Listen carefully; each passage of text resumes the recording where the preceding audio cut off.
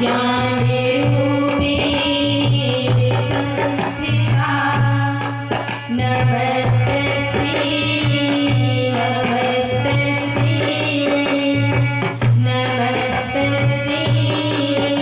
नमो नमः। अखण्डमण्डलाकारं व्याप्तं येन चराचरं तत्पदं दर्शितं येन तस्मै श्रीगुरुवे नमः। तस्मै श्रीगुरुवे नमः।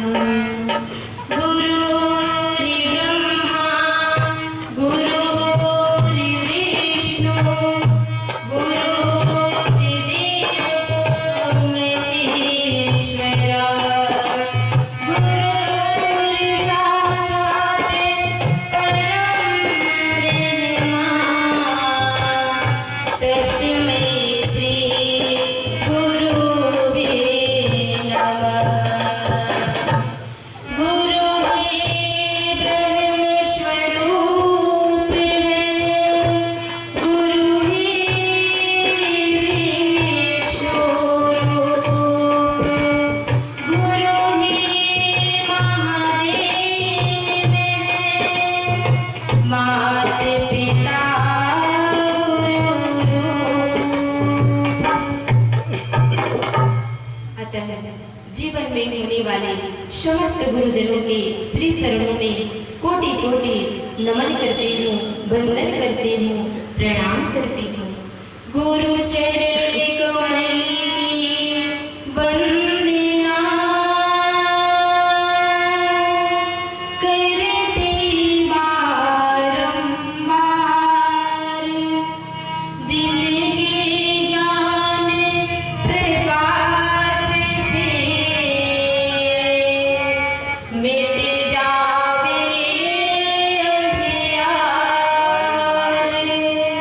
बोलिए सतगुरुदेव भगवान की माता भगवती माँ काली की, बाबा भैरवनाथ की, पवन सुत हनुमान की, भगवान भोलेनाथ की, सभी देवी देवताओं की, सत्य सनातन धर्म की, व्यासपीठ की, श्रीमद्देवी भागवत महापुराण की, बोलिए साचे दरबार की। सर्वप्रथम इस मोहई माँ के पावन धरा पर विराजमान माता भगवती माँ काली एवं मंच पर विराजमान परम पूज्य श्री सतगुरुदेव जी भगवान के श्री चरणों में कोटि कोटि नमन वंदन करती हूँ, प्रणाम करती हूँ। और यहाँ पर आए हुए सभी पदाधिकारीगण, भक्तगण एवं हमारी मातृशक्ति माताएं बहनें, सभी को मैं नमन वंदन करती हूँ, सभी को प्रणाम करती हूँ और सभी से सादर जय भवानी की करती हूँ। जय भवानी।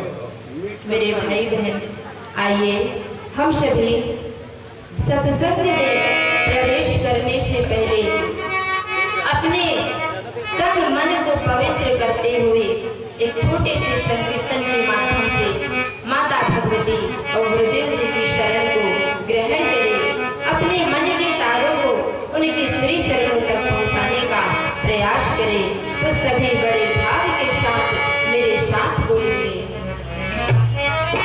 माँ शरणम, माँ शरणम, माँ शरणम, बोलो माँ शरणम, माँ शरणम, माँ शरणम, माँ शरणम।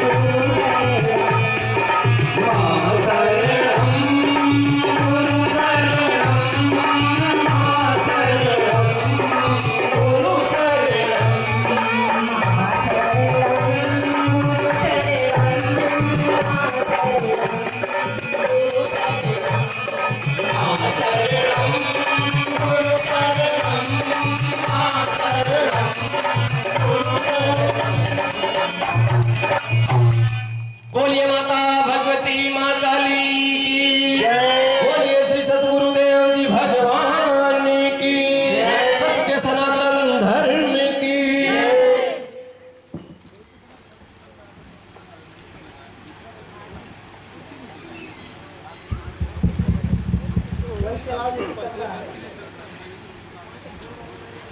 करेंगे, जिसे जानने और समझने के बाद एक चरित्रवान और संस्कारवान समाज का निर्माण हो सकता है।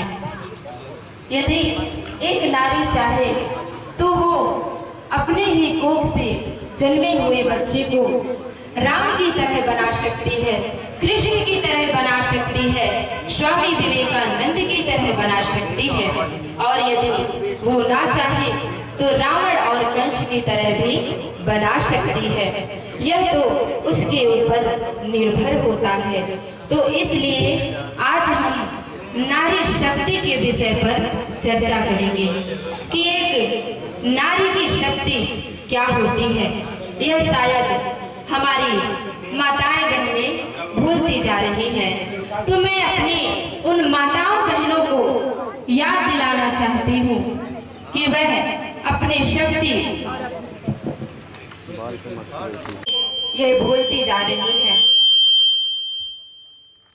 कि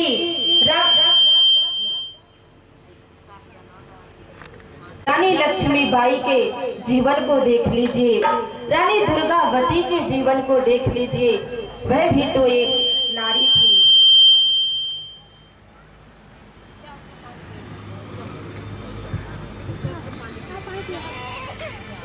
वह भी तो एक नारी थी। उनके अंदर कितना धैर्य, कितना साहस, कितनी शक्ति थी कि उनके आगे अंग्रेजों ने भी अपने घुटने टेक दिए। तो ये होती है एक नारी की शक्ति। तो आज हम नारी शक्ति के विषय पर चर्चा करेंगे। तो ऐसा ही एक प्रसंग देवी भागवत में आता है कि एक नारी अपने पति के प्राणों को यमराज से छुड़ा करके ले आती है। उसके अंदर इतनी शक्ति, इतनी सामर्थ्य थी।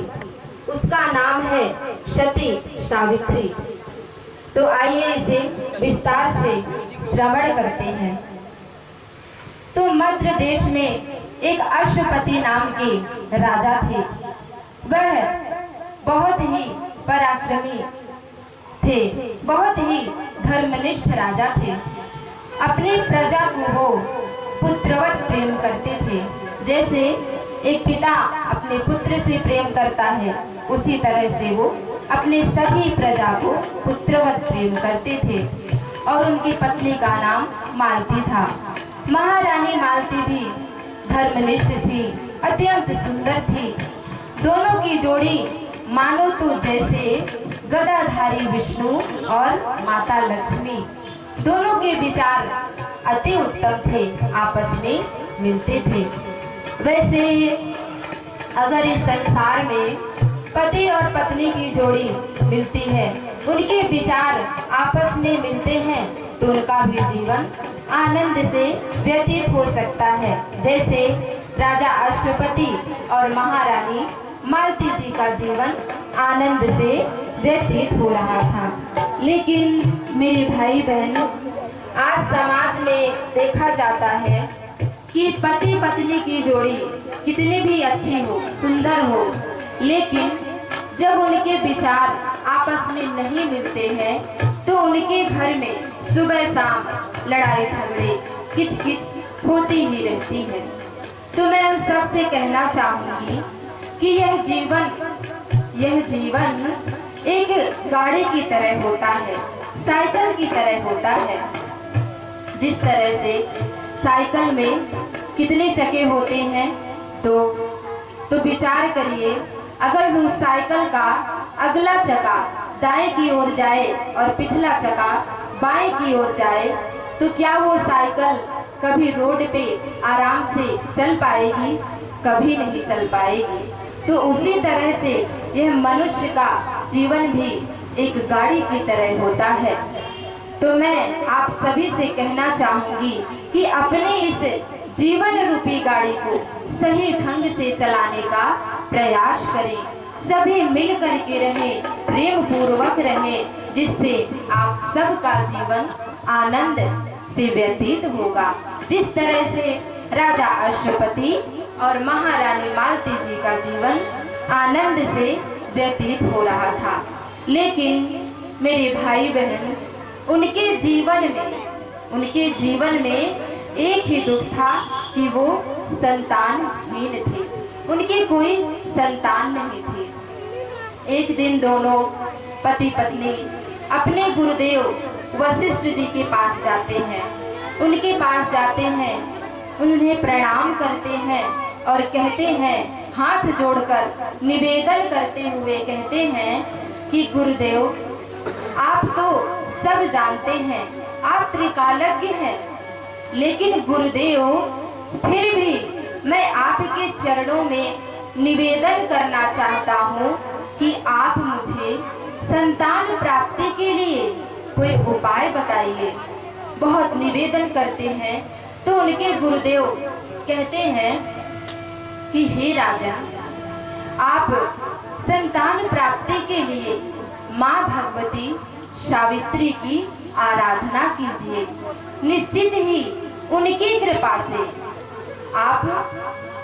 आपको संतान की प्राप्ति हो जाएगी। ऐसा सुन करके अब राजा अश्वपति जी अपने गुरुदेव से बढ़िया पूजन की विधि और उनसे नामदान यानी दीक्षा लेकर के पूजन करना प्रारंभ कर देते हैं। दोनों पति पत्नी मिलकर के कई वर्षों तक पूजन करते हैं, लेकिन अंत में क्या होता है कि उन्हें कोई संतान की प्राप्ति नहीं होती है।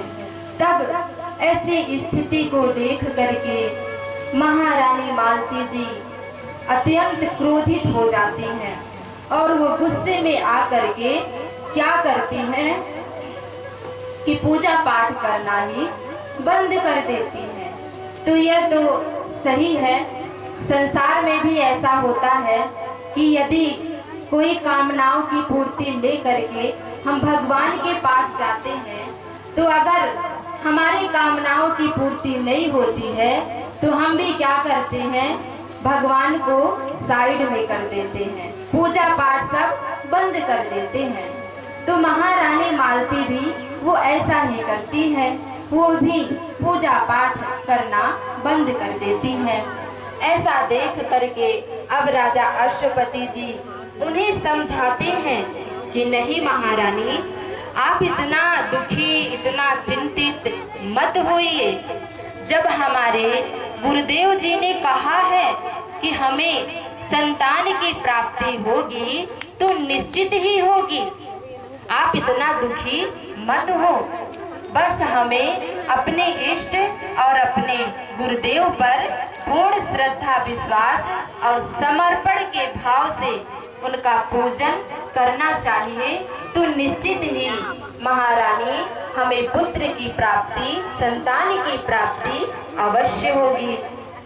अब ऐसा समझाते हैं और समझा करके राजा अश्वपति जी पुष्कर क्षेत्र की ओर निकल पड़ते हैं तपस्या करने के लिए, आराधना साधना करने के लिए।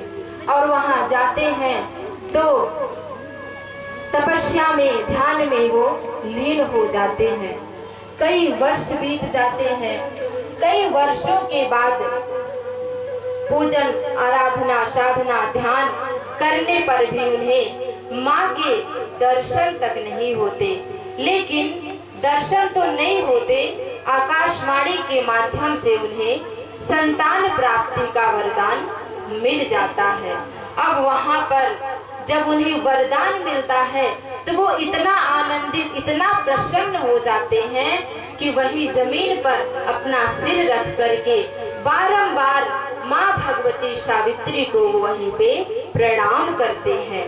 प्रणाम करते हैं, कहते हैं कि मैया आपकी जय हो, जय हो मैया आपकी जय हो। अब समय गुजरता चला जाता है। अब मालती गर्भवती हो जाती है तो समय गुजरता गया। समय आने पर उनके यहाँ एक सुंदर कन्या का जन्म हो जाता है और उसे देख करके दोनों अत्यंत प्रसन्न होते हैं। वह कन्या इतनी सुंदर थी, उसका मुख मानो तो जैसे गुलाब का फूल इतना सुंदर था। और उन लोगों ने उसका नाम सावित्री रख देते हैं। क्यों? क्योंकि वो माँ भगवती सावित्री की कृपा से उन्हें प्राप्त हुई थी, तो उसका नाम सावित्री रख देते हैं। अब सभी नगर वासियों को बुलाते हैं, बढ़िया धूमधाम से उसका कार्यक्रम करते हैं और फिर बोलिए माता भगवती माँ काली की जय, माँ काली की जय, बोलिए श्री सतगुरुदेव जी भगवान की जय, सत्य सनातन धर्म की जय, गौ माता की जय। कार्यक्रम करते हैं।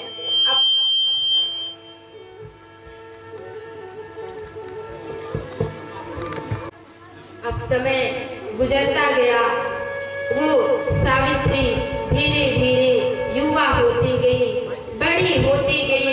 समय के साथ वो बड़ी हो जाती है और विवाह करने के योग्य हो जाती है। अब राजा अश्वपति जी बढ़िया उसका विवाह द्विमतसेन के पुत्र सत्यवान के साथ उसका विवाह तय कर देते हैं। उसका विवाह हो जाता है। दोनों आनंद से अपना जीवन व्यतीत कर रहे थे। एक दिन सत्यवान के पिता द्विमतसेन अपने पुत्र सत्यवान से कहते हैं कि बेटा लकड़ी लेने जंगल की ओर चले जाओ। तो वो बोलते चलो काली मैया के जयकारे, बोलते चलो काली मैया के जयकारे, बोलते चलो काली मैया के जयकारे, बोलते चलो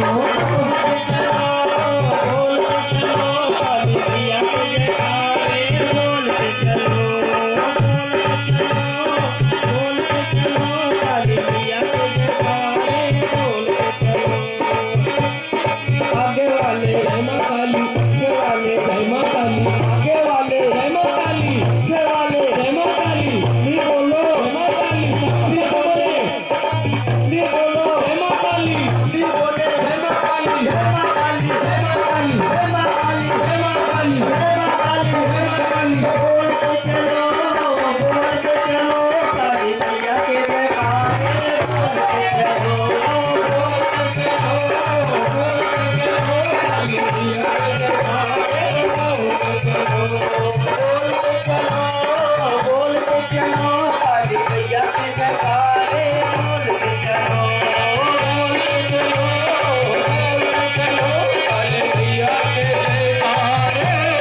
बोलते चलो बोलिए माता भगवती माँ काली की जय। तो अब सत्यवान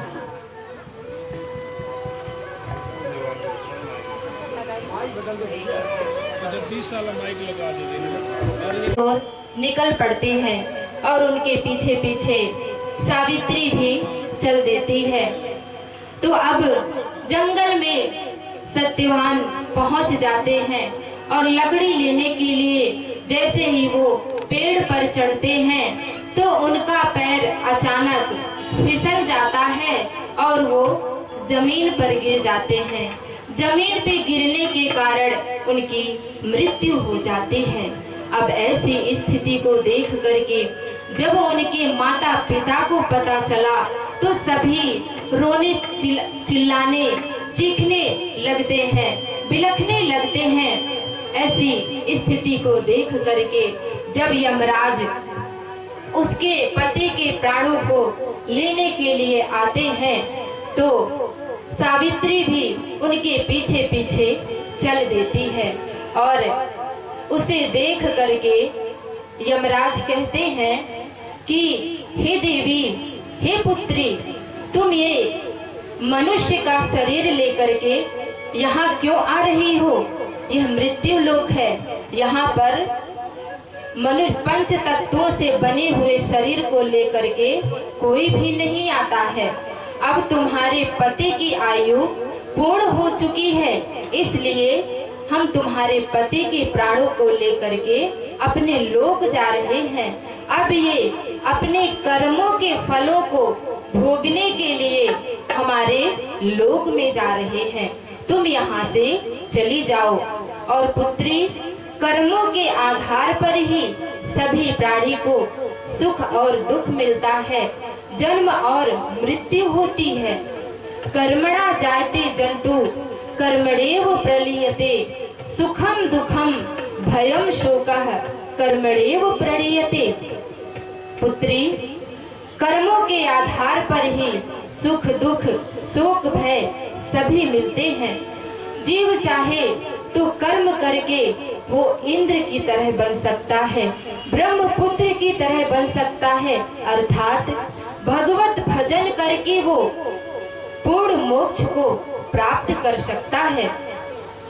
मनुष्य चाहे तो सभी सिद्धियों को कर्म करके वो सभी सिद्धियां प्राप्त कर सकता है।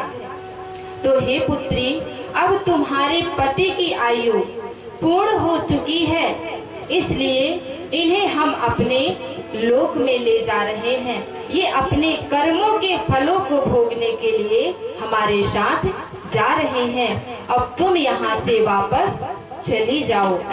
लेकिन मेरे भाई बहन, सावित्री के धैर्य, उसके साहस, उसके निडरता को देखिए। वह वहां से वापस नहीं जाती, बल्कि वो यमराज से प्रश्न करती है। कहती है कि हे देव, अभी आपने कर्म की बड़ी व्याख्या की कि कर्म के आधार पर ही जन्म और मृत्यु होती है, सुख और दुख मिलता है। तो किम कर्मणा, कर्म क्या है? देहि कौन है?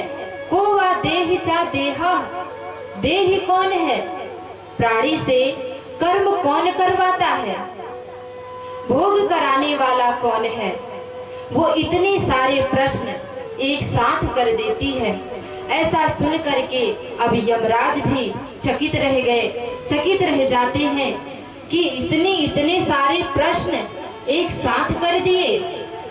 ऐसा सोचते हैं, विचार करते हैं और फिर कहते हैं कि पुत्री, जो वेदों में वर्णन किया गया है वो कर्म कहलाता है, और धर्म और मर्यादा में रहकर जो कार्य किया जाता है वो कर्म कहलाता है।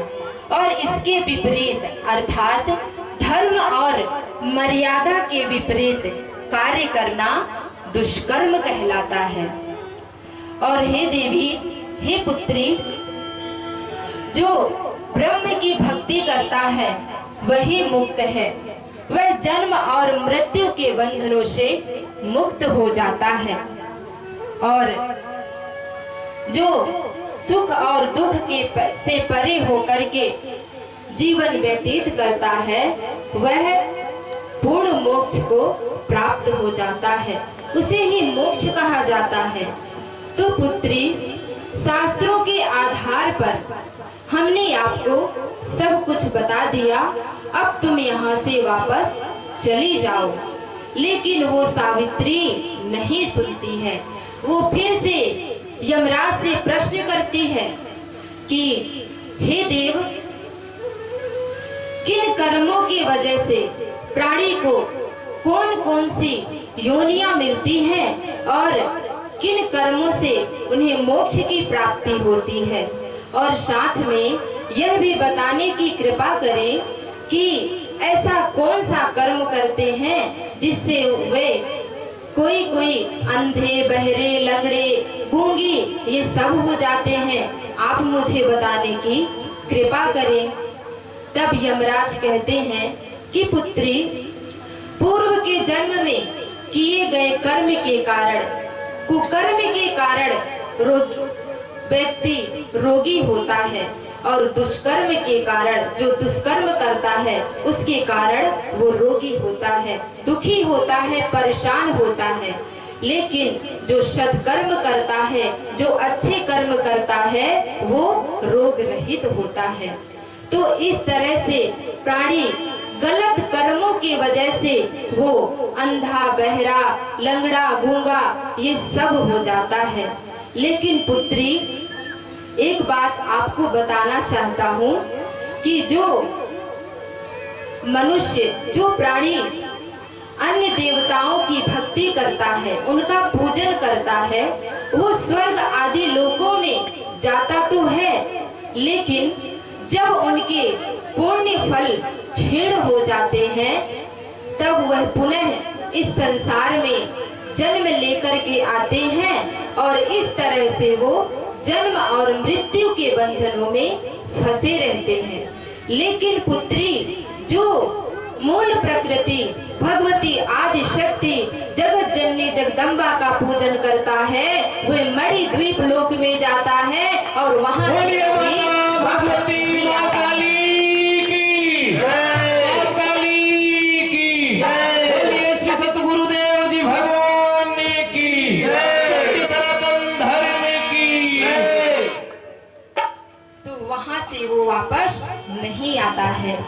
तो पुत्री, अब तुम यहाँ से जाओ और पृथ्वी लोक में जाकर के जिस तरह से अदिति कश्यप के, अहिल्या गौतम के, रोहिणी चंद्रमा के साथ सुशोभित होते हैं, उसी तरह से आप भी अपने पति सत्यभान के साथ सुशोभित रहो, ऐसा हम आपको वरदान देते हैं। तो अब मेरे भाई बहन, उसकी बातों को सुन करके यमराज बड़ा प्रसन्न थे। कहते हैं कि पुत्री, आपकी बातें, आपके प्रश्न अति उत्तम थे, हम आपके प्रश्नों से बहुत प्रसन्न हैं। अब आपको जो भी मुझसे वरदान चाहिए आप मुझसे मांग लीजिए, मैं आपको अवश्य दूंगा। ऐसा सुन करके अब वह सावित्री कहती है कि हे देव, हे प्रभु, यदि आप मुझे वरदान देना चाहते हैं तो आप मुझे ऐसा वरदान दीजिए कि मेरे पति सत्यभान से मुझे 100 पुत्रों की प्राप्ति हो। ऐसा सुन करके अब यमराज उनके प्रश्नों में तो मग्न थे ही, और उसे वरदान दे देते हैं कि मैं तुम्हें वरदान देता हूँ कि तुम्हें 100 पुत्रों की प्राप्ति होगी। अब तुम यहाँ से चली जाओ। लेकिन मेरे भाई बहन, अब सावित्री कहती है कि प्रभु, मैं यहाँ से वापस कैसे जा सकती हूँ? अभी तो आपने मुझे 100 पुत्र होने का वरदान दिया है, तो मैं अपने पति के प्राणों को लिए बिना यहाँ से वापस कैसे जा सकती हूँ? अब यमराज बड़े दुविधा में कि हमने इसे कौन सा वरदान दे दिया। वो प्रसन्नता के कारण प्रसन्न थे, अब उसे वरदान दे दिए। तो अब ऐसा सुन करके वो चकित रह जाते हैं कि अब क्या करें, अपनी बातों से तो वो मुकर नहीं सकते। तो सोच विचार के उसे वरदान दे देते हैं और कहते हैं कि हे पुत्री, तुम्हारे पतिव्रता धर्म के कारण और तेरी इस चतुरता के कारण मैं तेरे पति के प्राणों को वापस करता हूँ। ले तू अपने पति के प्राणों को ले और वहाँ पर जाकर के पृथ्वी लोक में जाकर मेरे वरदान को पूर्ण कर। अब वह अपने पति के प्राणों को लेकर के आती है, तो दोनों बड़े आनंद से, बड़े उत्साह से अपना जीवन व्यतीत करते हैं। सत्यभान भी जीवित हो जाते हैं, तो दोनों आनंद और उत्साह के साथ अपना जीवन व्यतीत करने लगते हैं। तो मेरे भाई बहन, मेरी माताओं बहनों, ये होती है एक नारी की शक्ति। नारी चाहे तो क्या नहीं कर सकती, वह सब कुछ कर सकती है, सब कुछ करने में सक्षम हो सकती है। तो मैं अपनी माताओं बहनों को कहना चाहूंगी कि अपनी शक्ति, अपने सामर्थ्य को जाने और अपने इस देश और समाज को बचाने का प्रयास करें, अपने धर्म को बचाने का प्रयास करें। बोलिए माता भगवती माँ काली की जय। सतगुरुदेव महाराज की जय। और माँ भगवती जगदम्बा का पूजन करते हुए अपने इस जीवन को सफल और सार्थक बनाने का प्रयास करें। तो मेरे भाई बहन, आइए, जब हम कहीं यदि परेशान है, दुखी है, दवा करा करके थक जाते हैं, लेकिन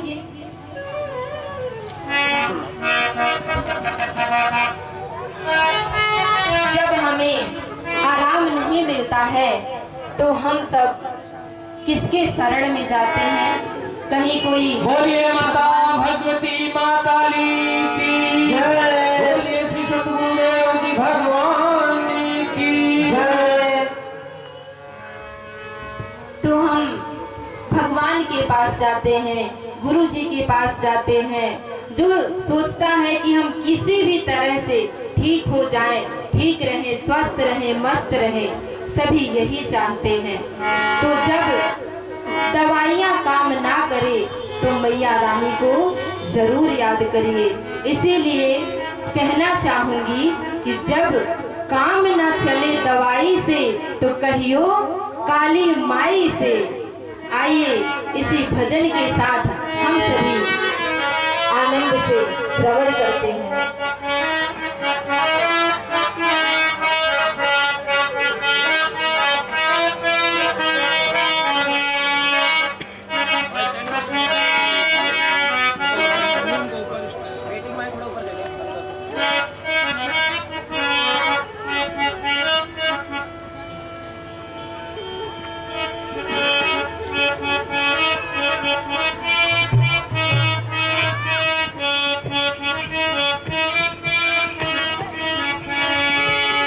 जब काम न चले दवाई से तो कहियो काली माई से। जब काम न चले दवाई से तो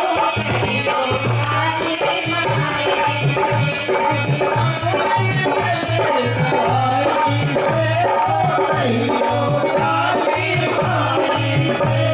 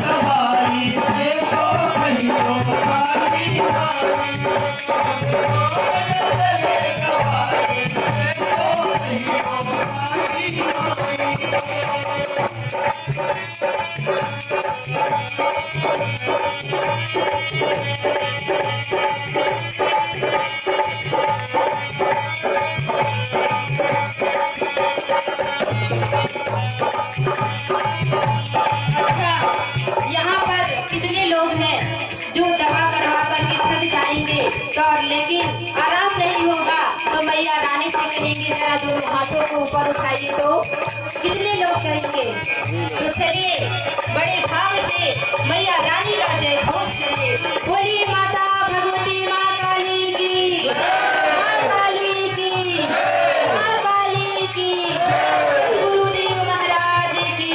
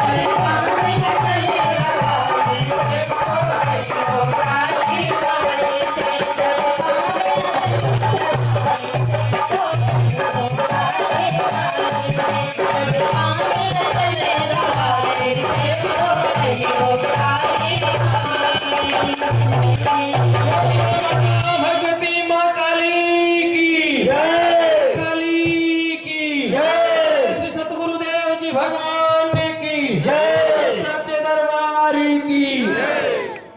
अब इन शब्दों के साथ मैं अपनी वाणी को विराम देती हुई माता भगवती और गुरुदेव जी के श्री चरणों में साष्टांग प्रणाम करती हूँ और आप सभी धर्म प्रेमी भाई बहनों से सादर जय भवानी की।